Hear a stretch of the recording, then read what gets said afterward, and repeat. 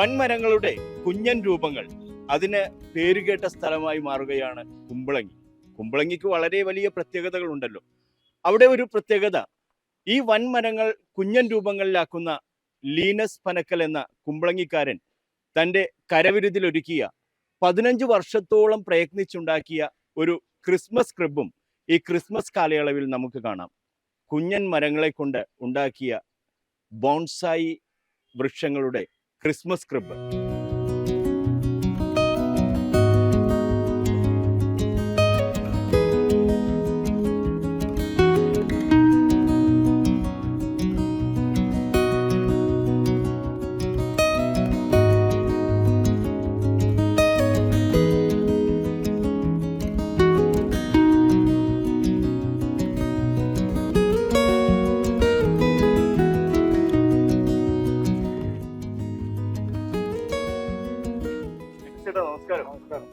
എങ്ങനെയുണ്ട് ഈ ഒരു ക്രിസ്മസ് ക്രിബിന്റെ ഒരു പ്രവർത്തനത്തിലേക്ക് വന്നത്? വളരെ നാളായിട്ട് മനസ്സിലുള്ള ഒരു ആഗ്രഹമാണ്. ബോൺസായി ഞാൻ 10-35 വർഷമായിട്ട് ഉണ്ടാക്കിക്കൊണ്ടിരിക്കുകയാണ്. പക്ഷെ ബോൺസായുടെ ഒരു സ്പെഷ്യൽ രൂപമാണ് ബോൺസായി പെഞ്ചിങ് എന്ന് പറഞ്ഞാൽ. പെഞ്ചിങ് എന്ന് പറഞ്ഞാൽ ഒരു ചൈനീസ് ലാൻഡ്സ്കേപ്പ്, ജാപ്പനീസ് ലാൻഡ്സ്കേപ്പ് എന്ത് വേണമെങ്കിലും പറയാം. പർവ്വതങ്ങളും പുൽമേടുകളും ഏറ്റക്കുറച്ചിലുകളും ഉള്ള ഒരു ഇതിനാണ് ഈ പെഞ്ചിങ് ലാൻഡ്സ്കേപ്പ് എന്ന് പറഞ്ഞാൽ. ഈ പെഞ്ചിങ് ലാൻഡ്സ്കേപ്പ് എന്ന് പറഞ്ഞാൽ വളരെ വർഷം പ്രായമുള്ള ബോൺസായി അതിൻ്റെ പ്രത്യേക ഷേപ്പുകളിലാക്കി പർവ്വതങ്ങളും മലയും ഉണ്ടാക്കി അതുമായിട്ട് ക്ലബ് ചെയ്ത് റോക്കിൽ മെർജ് ചെയ്യിക്കുന്ന ഒരു രൂപമാണ് പെഞ്ചിങ് എന്ന് പറയുന്നത്. പെഞ്ചിങ് കൊണ്ടാണ് ഈ പ്രാവശ്യം ഒരു ക്രിബ് ഉണ്ടാക്കാമെന്നുള്ള ഒരു ഐഡിയ കിട്ടിയത്. ഞാനിത് ആദ്യമായിട്ട് കാണുകയാണ് ഇത്തരത്തിലുള്ള ഒരു രൂപം. ഇത് വേറെ എവിടെയെങ്കിലും ഇത്തരത്തിലുണ്ടാക്കി? പലയിടത്ത് ചിലപ്പോൾ പുറം രാജ്യങ്ങളിൽ ചിലപ്പോൾ കാണാം, പക്ഷെ ഇന്ത്യയിൽ ഇത് ആദ്യമായിട്ടാണെന്നാണ് എനിക്ക് തോന്നുന്നത്. എന്ന് വെച്ചാൽ വെരി ഫസ്റ്റ് ടൈം ആയിരിക്കും ഒരു പെഞ്ചിങ്. എന്ന് വെച്ചാൽ ഇത്രയും പെഞ്ചിങ് കളക്ഷൻ അങ്ങനെ ആർക്കും ഇതുപോലെ പെർഫെക്റ്റ് ആയിട്ട് ഉണ്ടാക്കാൻ പറ്റില്ല. ഞാനൊരു 10-15-20 വർഷമായിട്ടാണ് ഈ പെഞ്ചിങ്ങിൻ്റെ പല ഈ രൂപങ്ങൾ നിങ്ങൾക്ക് എണ്ണിയാൽ കാണാൻ പറ്റും. ഒരു 5-10 മൗണ്ടൻസിലാണ് ഞാനിത് മെർജ് ചെയ്തിരിക്കുന്നത്. അപ്പോൾ ഇതിൻ്റെ അകത്ത് തന്നെ 10-35 ബോൺസായി ഉണ്ട്. ആ 35 ബോൺസായി ആകാൻ എത്ര വർഷം എടുത്തെന്ന് നിങ്ങൾക്ക് മനസ്സിലാക്കാൻ പറ്റും. അതുപോലെ ഈ ഓരോ പാറകളുടെയും ഈ പർവ്വതങ്ങളുടെ ഷേപ്പ് ഉണ്ടാക്കിയെടുക്കാൻ കുറേ ഒറിജിനലുണ്ട്, കുറേ ഞാൻ സ്വന്തമായിട്ട് ഉണ്ടാക്കിയതുണ്ട്. അങ്ങനെ ഇത് ഒന്ന് മെർജ് ചെയ്ത് ഈ ഷേപ്പിലോട്ടാക്കാൻ, അത് വെച്ചാൽ ഇത് 6 അടി നീളവും 3 അടി വീതിയുമുള്ള ഒരു സ്ലാബിലാണ് ഞാനിത് അറേഞ്ച് ചെയ്തിരിക്കുന്നത്. അതിന് കുറേ 10-16 ലോസ് ഉണ്ട്. എങ്ങനെ വേണം പെഞ്ചിങ് അറേഞ്ച് ചെയ്യാൻ, എങ്ങനെ വേണം അതിൻ്റെ ലാൻഡ്സ്കേപ്പ് ചെയ്യാൻ, അതുപോലെ ബോൺസായി വെക്കുന്ന മരങ്ങൾ എങ്ങനത്തെ ആയിരിക്കണം എന്നുള്ളത് നിയമത്തിലുള്ളതാണ്. അതനുസരിച്ചാണ് ഞാനിത് ക്രിയേറ്റ് ചെയ്തിരിക്കുന്നത്. ഒരുപക്ഷെ ഇന്ത്യയിൽ തന്നെ ആദ്യമായിട്ടായിരിക്കും ഇങ്ങനെ ഒരു പെഞ്ചിങ് സ്റ്റൈൽ കൊണ്ട് ഒരു ക്രിബ് ഉണ്ടാക്കിയിരിക്കുന്നത്.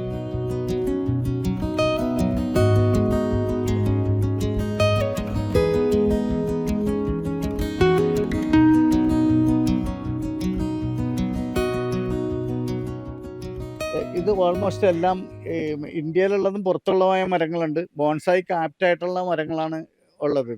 ഇത് ജമീലിയാന ഹെട്രിക്സ് എന്ന് പറഞ്ഞൊരു മരമാണിത്. ഇതൊരു 15 വർഷമായിട്ട് വളർത്തി വലുതാക്കി ഈ മൗണ്ടനിൽ മെർജ് ചെയ്തിരിക്കണേ.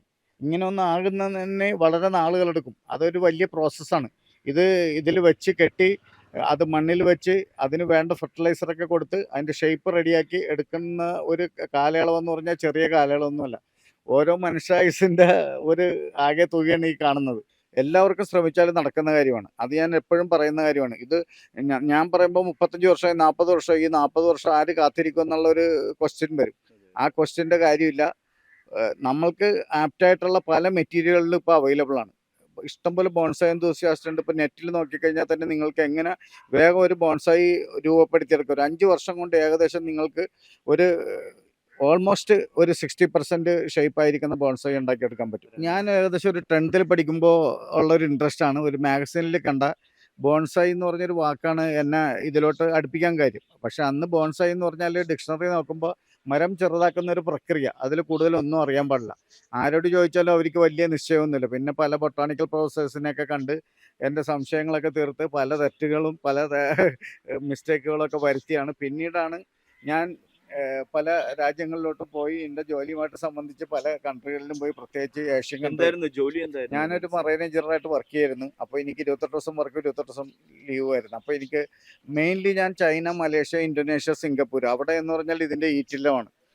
അങ്ങനെ അവിടുത്തെ പല മാസ്റ്റേഴ്സുമായിട്ട് കാണാനും അവരുമായിട്ട് പല കാര്യങ്ങളും പങ്കിടാനും അവരുടെ ടെക്നിക്കൽസ് മനസ്സിലാക്കാനും എനിക്ക് അവിടുന്ന് പല സാധനങ്ങളൊക്കെ കൊണ്ടുവരാനും ഒക്കെ പറ്റി. അങ്ങനത്തെ ഒരു പ്ലാന്റുകളാണ് ഞാനിപ്പോൾ കാണിക്കാൻ പോകുന്നത്. ഇത് ബ്രസീലിയൻ റെയിൻ ട്രീ എന്ന് പറയും. ഇത് ബ്രസീലിയൻ റെയിൻ ട്രീ ബ്രസീലിൽ കോമൺ ആയിട്ട് കാണുന്നതാണ്. പക്ഷേ ഇവിടെ ഇതിൻ്റെ ട്രങ്ക് ഫീച്ചറാണ് ഏറ്റവും വലുത്. ഒരു ഓഡ് ഷേപ്പിൽ വരുന്ന ഒരു ട്രീ ആണ് ഇത്.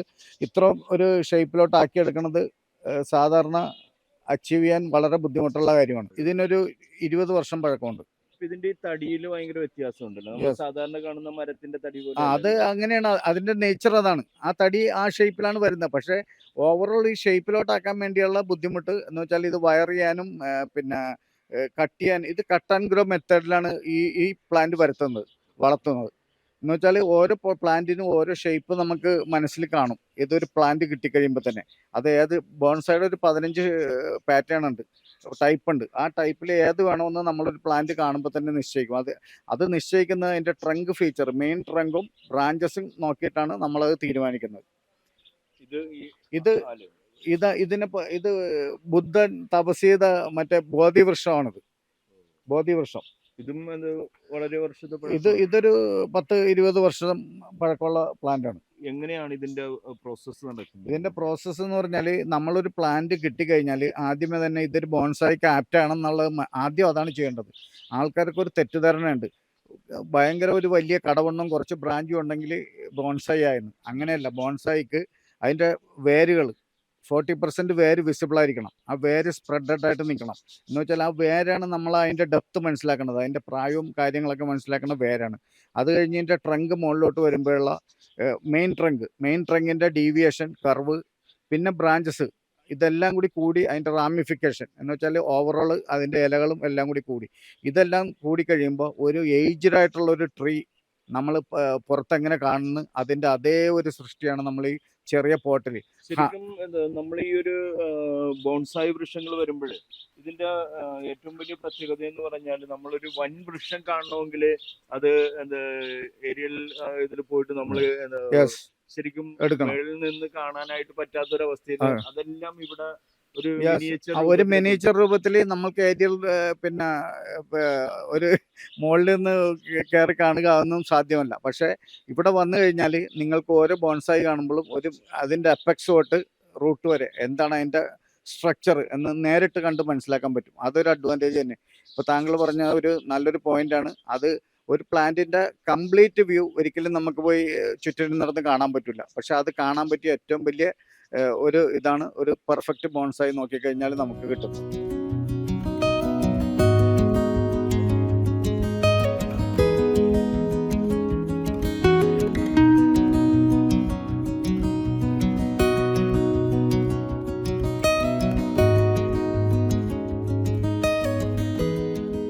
ഇതൊരു പുളിയാണെന്ന് തോന്നുന്നു. അത് സാധാരണ മരങ്ങളെല്ലാം മേളിലേക്ക് പോകുമ്പോൾ ഇത് നേരെ താഴേക്കാണല്ലോ വന്നിരിക്കുന്നത്. ഇത് ഒരു സാധാരണ പുളിയല്ല, ഇത് ഡൗൺ ഗ്രോയിങ് പുളിയാണ്.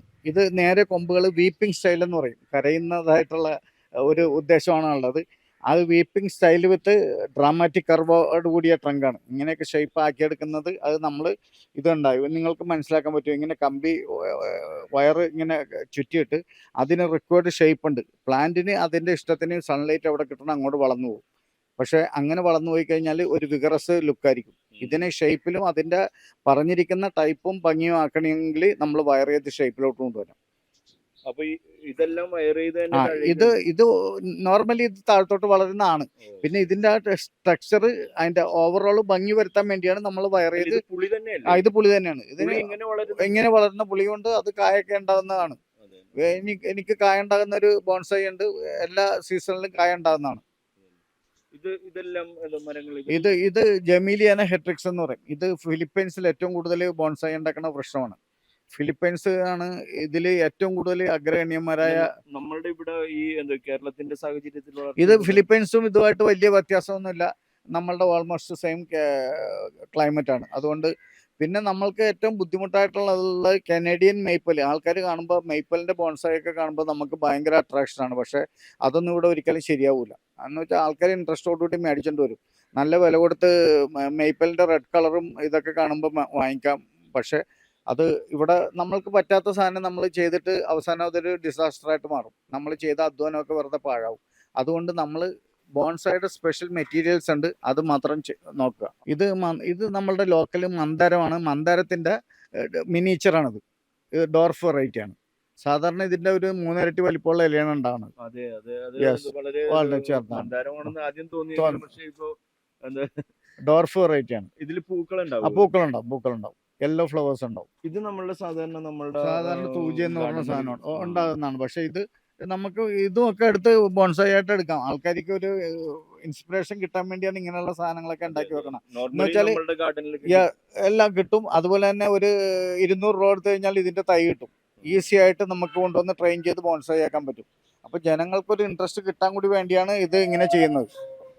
ഇത് എന്ന് വെച്ചാൽ ഇതിന്റെ ട്രങ്ക് കാണുമ്പോൾ അറിയാം, ഇതൊരു 10-12 വർഷമായതാണ്.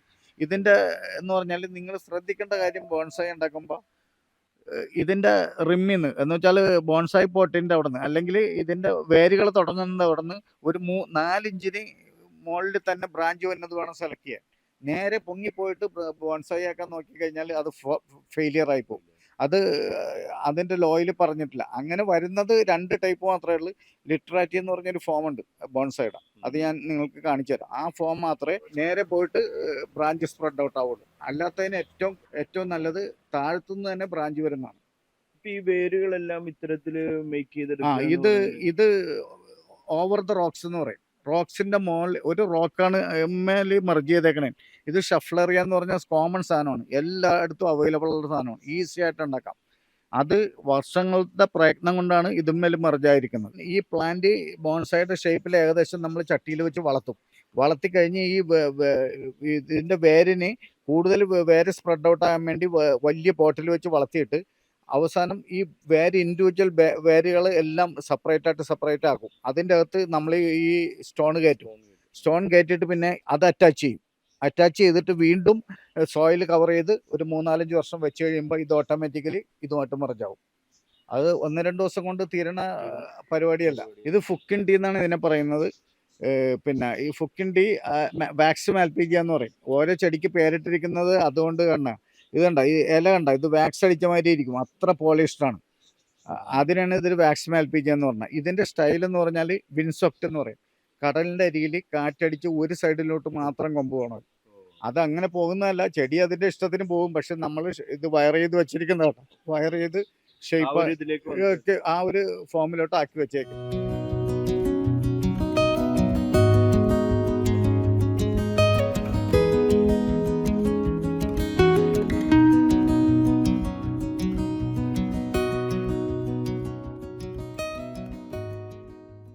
പഴക്കമുള്ളൊരു പുളിയാണ്. നമ്മുടെ സാധാരണ നാടൻ പുളിയാണ്.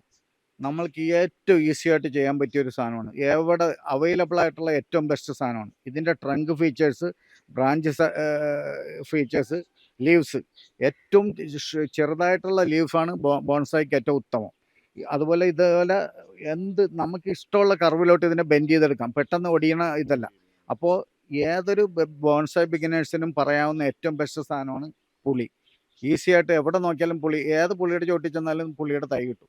നിങ്ങൾ വെറുതെ കൊണ്ടുവന്നൊരു ചട്ടിയിലിട്ടിട്ട് ഒരു 5 വർഷം കഴിയുമ്പോൾ നിങ്ങൾക്കൊരു നല്ലൊരു ബോൺസായി ഡെവലപ്പ് ചെയ്തെടുക്കാൻ പറ്റും. അപ്പോൾ ബിഗിനേഴ്സിന്, അതായത് ഈ ബോൺസായിയുടെ ഇതിലേക്ക് വരുന്ന പുതിയ ആൾക്ക് പഠിക്കാനും ചെയ്യാനും പറ്റിയ ഏറ്റവും ബെസ്റ്റ് മെറ്റീരിയലാണ് നമ്മളുടെ വാളംപുളി. ഈ ഒരു രൂപം ഇത് വളരെ വ്യത്യസ്തമായിട്ട് കാണുന്നില്ല. ഇത് ഓവർ ദ റോക്സ് എന്ന് പറയും. ഇത് ഞാൻ ഉണ്ടാക്കിയെടുത്തൊരു ഇതാണ്, ഒരു റോക്കിന്റെ ഇതിലിട്ട്. ഇത് ഹോളോയാണ്. ഒരു ചെറിയൊരു പ്ലാന്റ് ഇതിൻ്റെ അകത്ത് ഒരു ഏകദേശം ഒരു ഷേപ്പുള്ള സാധനം ഞാനൊരു 30-35 വർഷം മുമ്പ് വെച്ചാണ്. ഇപ്പം അവൻ ഓരോ ഡേ ബൈ ഡേ ചെയ്യുന്ന പ്രവൃത്തിയും അതിൻ്റെ ടെക്നിക്സുമാണ് ഈ ഷേപ്പിലോട്ട് ആക്കിയത്. ഇത് അംബർല ഷേപ്പ് എന്ന് പറയും. അംബർല ഷേപ്പിൽ പിന്നെ ഇതിൽ മെർജായിട്ടിരിക്കണേ. ഇത് ഫൈക്കസ് ന്യൂഡ എന്ന് പറയും. ഫൈക്കസ് ന്യൂഡ. ഇതിന് ബെറീസ് ഉണ്ടാവും. ഇതിങ്ങനെ രസമായിട്ട് ഇങ്ങനെ ഭംഗിയാണ്. ഇതിൻ്റെ ബോൺസായിക്ക് പറ്റിയ ഏറ്റവും നല്ലൊരു മെറ്റീരിയലാണ്. വേരുകൾ ഏരിയൽ റൂട്ട്സ് താഴത്തോട്ട് ഇറങ്ങും. അത് കംപ്ലീറ്റ് കവർ ചെയ്യും. 35 വർഷമായി. ഇത് പല കോമ്പറ്റീഷനിലും ഇത് ഫോട്ടോ കോമ്പറ്റീഷനിലൊക്കെ വിന്നറായിട്ടുള്ള. ഇങ്ങനെ നിരന്നിരിക്കുന്നുണ്ടല്ലോ, ഇത് എത്ര തരം ബോൺസായികൾ? എനിക്ക് ഏകദേശം ഒരു 360 തരം ബോൺസായി ഇവിടെ ഉണ്ട്, അവൈലബിൾ ആണ്. അപ്പൊ ഇതിന്റെ പരിപാലനം ഓരോ ദിവസവും ഒരു സൈഡിൽ നിന്ന് തുടങ്ങിയാൽ മറ്റേ സൈഡ് തീർക്കാൻ പറ്റൂല. എന്ന് വെച്ചാൽ ബോൺസായിക്ക് ഏറ്റവും എസെൻഷ്യൽ ആണ് എവറി 10 days ഫെർട്ടിലൈസർ. ഇപ്പൊ എന്ന് വെച്ചാൽ ഇത് ചെറിയൊരു ഹാർഡ്ലി 2 kg അല്ലെങ്കിൽ 3 kg സാൻഡ് സോയിലായിരിക്കണത്.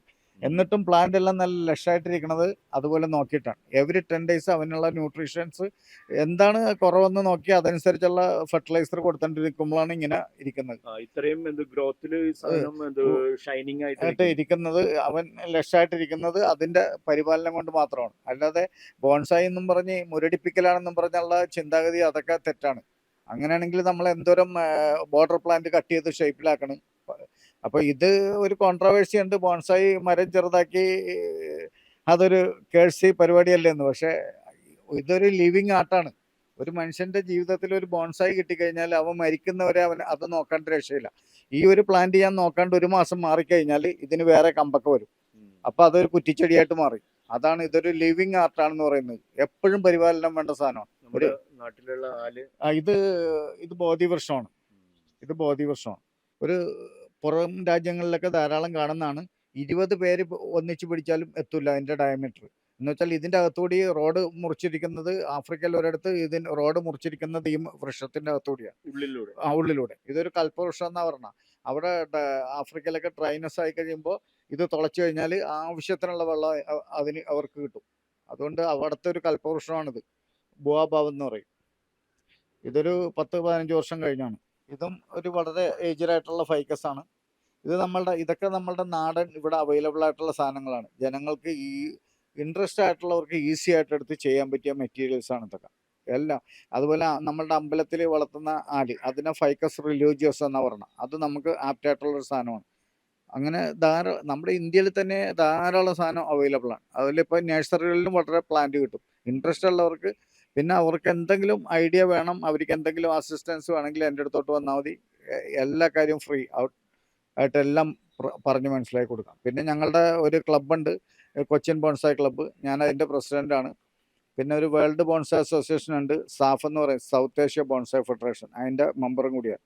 അപ്പോൾ നിങ്ങൾക്ക് ഇതുമായിട്ട് ബന്ധപ്പെട്ട് എന്തെങ്കിലും സംശയം ചോദിക്കാനോ, പ്ലാന്റ് ൻ്റെ ലഭ്യത നിങ്ങൾക്ക് കിട്ടുന്നില്ലെങ്കിൽ അതിൻ്റെ കട്ടിങ്സോ എന്ത് വേണമെങ്കിലും തരാം, ഒരു പ്രശ്നമില്ല. ഇവിടെ വന്നു കഴിഞ്ഞാൽ അതുമായിട്ട് ബന്ധപ്പെട്ട എന്ത് സഹായം വേണമെങ്കിലും ചെയ്യാൻ തയ്യാറാണ്. ഇത് പറഞ്ഞാല് ലെനിസേട്ടൻ ബോൺസായി എന്ന് പറയുന്ന അത് കല പ്രൊമോട്ട് ചെയ്യുക, മറ്റുള്ളവരിലേക്ക് എത്തിക്കുക. അതിൽ കൂടുതൽ ഇത് നമ്മളാരും ഇതൊന്നുമായിട്ട് പോകുന്നില്ല. ഇത് ഇവിടെ തന്നെ ഞാൻ പോകുമ്പോൾ അത് ഇവിടെ ബാക്കിയുള്ളവർ, എൻ്റെ മക്കൾക്കൊക്കെ ഇൻട്രസ്റ്റ് ആണ്, അവനൊക്കെ നല്ല എല്ലാം അറിയാം. അപ്പൊ അവര് ഫോളോ ചെയ്യുമെന്ന് നമുക്കറിയാവുന്നതുകൊണ്ട് കുറെ പ്ലാന്റ് ഒക്കെ നല്ലത് ഇവിടെ വെക്കുക, ബാക്കിയുള്ളതൊക്കെ എന്തെങ്കിലും ചെയ്യുക. അല്ലാണ്ട് എല്ലാം ഞാൻ ഇപ്പൊ നോക്കുന്ന കണക്ക് തൊഴിലുള്ള ഒരാൾക്ക് ഇതുപോലെ കൊണ്ടുവന്ന് നടക്കാൻ വളരെ ബുദ്ധിമുട്ടാണ്.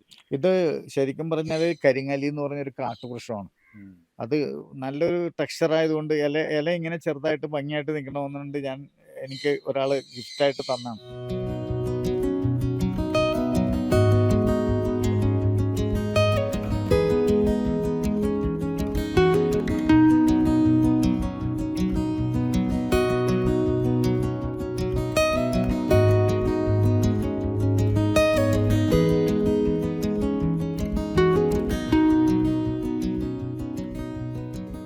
ഇത് ഫൈക്കസ് വയർനെസ് എന്ന് പറയും. ഇത് ഇങ്ങനെയുള്ള ഇത്രയും വലിയ ട്രങ്കോടുകൂടിയ സാധനം നമുക്ക് ജീവിതത്തിൽ ഒരിക്കലും വളർത്തിയെടുക്കാൻ പറ്റില്ല. അപ്പോൾ നമ്മൾ എവിടെയെങ്കിലും അങ്ങനെയുള്ള ഒരു സാധനത്തിൻ്റെ ഷേപ്പ് കണ്ടാൽ പിടിക്കുന്നതാണ് ആപ്റ്റ് ടു ദ ബോൺസായി ആണെന്ന് തോന്നിക്കഴിഞ്ഞാൽ അത് നമ്മൾ അതേപടി പറിച്ചുകൊണ്ട് വന്നിട്ട് വലിയ പോട്ടിൽ വെക്കും. പോട്ടിൽ വെച്ചിട്ട് അതിനെ ട്രെയിൻ ചെയ്ത് ഈ ഷേപ്പിലോട്ട് ചെറുതാക്കി കൊണ്ടുവരും. അതിനെ പറയുന്ന യമഡൂരി എന്നാണ് പറഞ്ഞത്. വൈൽഡിൽ നിന്ന് കളക്ട് ചെയ്യണ പ്ലാന്റിനെ പറഞ്ഞ യമഡൂരി എന്നാണ്. അതിന് ചിലപ്പോൾ ബോൺസായുടെ ലോസ് ആൻഡ് റെഗുലേഷൻസ് വെച്ച് അതിനെ മെഷർ ചെയ്യാൻ പറ്റില്ല. എന്ന് വെച്ചാൽ അത് ഓൾറെഡി ആ ഷേപ്പിലായി കിട്ടണം. പക്ഷേ മാസീവ്നെസ് ഓഫ് ദ ട്രങ്ക് കണ്ടിട്ടാണ് നമുക്ക് അതിന്റെ അട്രാക്ഷൻ. ഇത്ര ഉള്ള ഒരു വലിയ ട്രങ്ക് ഇങ്ങനെ ആയി കിട്ടുക എന്ന് പറഞ്ഞാൽ നമുക്ക് അതൊരു അപ്രാപ്യമായ കാര്യമാണ്. പോയിക്കൊണ്ട സാധനം അത് നമ്മൾ കൊണ്ടുവന്നിട്ട് പിന്നെ അതിന് ഇത് അങ്ങനെ പെട്ടെന്നൊന്നും ഈ ഷേപ്പിലോട്ടൊന്നും വരികയൊന്നുമില്ല. എനിക്കിത് കിട്ടിയിട്ടൊരു 10-12 വർഷമായിട്ടുണ്ട് ഈ ഷേപ്പിലോട്ട് ഞാൻ ആക്കിക്കൊണ്ടിരിക്കണം. ഇതും അതുപോലെ തന്നെ ഇത് ഗ്രൂപ്പ് എന്നാ പറഞ്ഞത്. ഇത് ഒരു 10, 15, 20 പ്ലാന്റ് ഒന്നിച്ച് ഗ്രൂപ്പ് ആകുന്നത് എന്ന് വെച്ചാൽ ഒരു ഫോറസ്റ്റിന്റെ ഫീലിംഗ് നമുക്ക് കിട്ടാൻ വേണ്ടിയാണ് അങ്ങനെ ചെയ്യുന്നത്. ഒരു കാട്ടിൽ പോയി കഴിഞ്ഞാൽ കാട്ടിൽ പോയി കഴിഞ്ഞാൽ എങ്ങനെയാണ് അതിന്റെ ഫീലിംഗ് എന്ന് പറഞ്ഞാൽ അത് മനസ്സിലാക്കാൻ വേണ്ടിയാണ്. ഈ ഒരു പ്ലാന്റ് എല്ലാം ഇത് നിർത്തുമ്പോൾ ഇതിന് നമ്മള് വളം ഇട്ട് കൊടുക്കുക എങ്ങനെയാണ്? വളം എന്ന് പറഞ്ഞാൽ ഇത് ഹാർഡ്ലി ഒരു ചെറിയൊരു പോട്ടിൽ എന്ന് വെച്ചാൽ ബോൺസൈഡ് എല്ലാം ഷാലോ പോട്ടായിരിക്കും. ഷാലോ പോട്ടിൽ ഇപ്പം നിങ്ങൾക്ക് നോക്കിക്കഴിഞ്ഞാൽ അറിയാൻ പറ്റും. ഒരു കിലോ 2 കിലോ മണ്ണിൻ്റെ അകത്താണ് നിൽക്കുന്നത്. പക്ഷേ എവരി 10 days ആണ് ഫെർട്ടിലൈസർ. ഈ പ്രാവശ്യം കൊടുക്കുന്നതല്ല അടുത്ത പ്രാവശ്യം കൊടുക്കണം. അതിന് വേണ്ട എല്ലാ ന്യൂട്രീഷ്യൻസും കിട്ടുന്ന മാതിരി ആയിരിക്കണം ഫീഡ് ചെയ്യേണ്ടത്. അതൊരു ബാലൻസ്ഡ് ഡയറ്റ് ഉണ്ട്. അത് നമ്മൾ കമ്പ്യൂട്ടറിൽ എല്ലാ മരത്തിനും എല്ലാ ഡേറ്റിനും ഇന്ന ചെയ്തെന്ന് ഫീഡ് ചെയ്ത് വെച്ചിട്ടുണ്ട്. അതനുസരിച്ചാണ് ചെയ്യുന്നത്. എവരി 10 days മസ്റ്റാണ് ഒരു ഫീഡ് കൊടുത്തിരിക്കണം.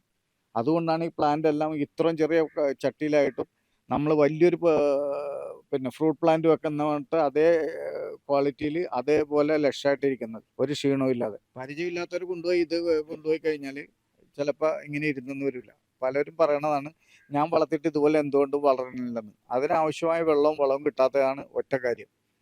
അത് നമ്മൾ അതിന്റെ ആ ഡെഡിക്കേഷൻ ഉണ്ടെങ്കിൽ മാത്രമേ ഈ പരിപാടിക്ക് നിൽക്കാൻ പാടുള്ളൂ. ലീനസേൻ ഇതെല്ലാം ചെയ്തു വരുമ്പോൾ ആദ്യമായിട്ട് ഈ ഒരു രംഗത്തേക്ക് വരുന്നവരും അതുപോലെ തന്നെ ഇത് ഇത്തരത്തില് ബോൺസായി ചെയ്യുവാൻ താല്പര്യമുള്ള ആളുകളൊക്കെ ഉണ്ടാവുമല്ലോ, അവരോടൊക്കെ എന്താ പറയാനുള്ളത്? അവരോട് ചെയ്യാൻ പറഞ്ഞാൽ ഇത് അപ്രാപ്യമായിട്ടുള്ള ഒരു കാര്യമില്ല ഇതിൻ്റെ അകത്ത്. എനിക്കിപ്പോ 62 വയസ്സായി. ഞാൻ 10th പഠിക്കുമ്പോൾ തുടങ്ങിയതാണ്. അതുകൊണ്ട് എനിക്ക് ഇത്രയും കളക്ഷനായി. പക്ഷെ എല്ലാവർക്കും എല്ലാം അച്ചീവ് ചെയ്യാൻ പറ്റില്ല. എന്നാലും നിങ്ങൾ ശ്രമിച്ചാൽ പറ്റും.